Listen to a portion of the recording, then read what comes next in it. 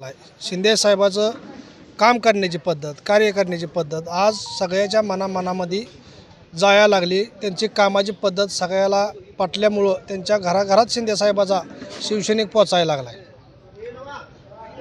गेल्या 2-3 दिवसांपासून आपण निमगाव जिल्हा परिषद गटामध्ये प्रचार करत असताना जनतेचा प्रतिक्रिया किंवा प्रतिसाद कसा मिळतो? अतिशय सुंदर प्रतिसाद आहे।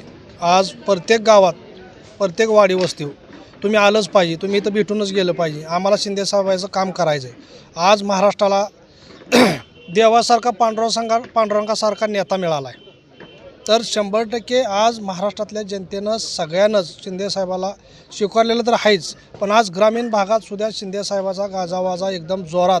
आम्ही शिवसेनेच्या माध्यमातून, मी शिवसेना तालुका अध्यक्ष ह्या नात्यानं आणि आमची सगळी पदाधिकारी ह्या नात्यानं आम्ही एकदम जोरात काम आमचं चालू आहे। उमेदवार सुद्धा आम्हाला पाहिजे त्या गणागटात मिळालेला आहे, तर 100% आम्ही ह्या गटाचा आणि ह्या गणाचा 100% विकास केल्याशिवाय आम्ही राहणार नाही।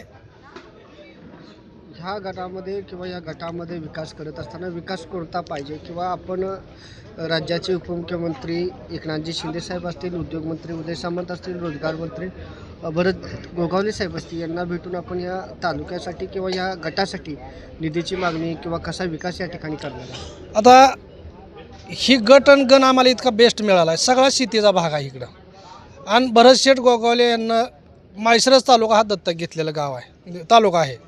त्यासाठी ही गणबिन गटबी आमच्याच मनासारखा मिळाला आहे, आणि खासदार साहेबांना, आमदार साहेबांना विचार करून ही गट आम्हाला दिलेला आहे। त्यासाठी ह्या गटाचा आणि गणाचा अतिशय जोरात विकास केल्याशिवाय आमचा पक्ष थांबणार नाही।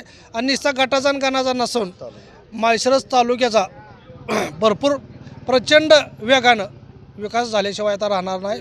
युती करायचं कारणच आमचं असं आहे, जी पुढची जी पार्टी म्हणते ना की माळशिरस तालुक्यात BJP शिवाय किंवा रामभाऊ शिवाय विकासच कोण करू शकत नाही। विकास काय असतो आणि कसा करायचा असतो, विकास ही 100% शिवसेना, अजितदादाची राष्ट्रवादी झाल्याशिवाय किंवा दावल्याशिवाय आम्ही राहणार नाही। आणि एक तुम्हाला माझा एक प्रश्न आहे सगळ्यालाच, की विकास जे म्हणते त्यांना काय विकास केला आहे ती तर दावं द्याला।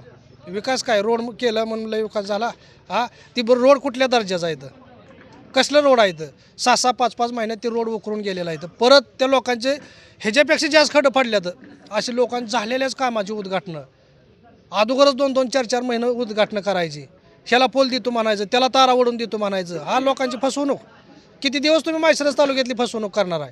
लोक आता शहाणी झालेले आहेत। माळशिरस तालुक्यातला मतदार हा शहाणा झालेला आहे।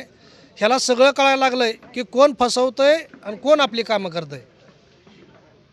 तुम्ही येणाऱ्या काळामध्ये स्वाभिमानी जनता ही शिवसेनेसोबत राहील असं 100% तुम्ही वातावरण बघताच घेता, तुम्ही पत्रकार बांधून फिरताय सगळीकडे तालुकाभर, तुम्हाला कसा वाटतोय शिवसेनेचा झंझावत हे तुमच्या लक्षात आलेला आहे। आजची प्रचार फोडणीची सभा होती, किती लोक होती तुम्ही दावा सगळ्या सोशल मीडियाच्या माध्यमातून तुम्ही बोलताय दादा।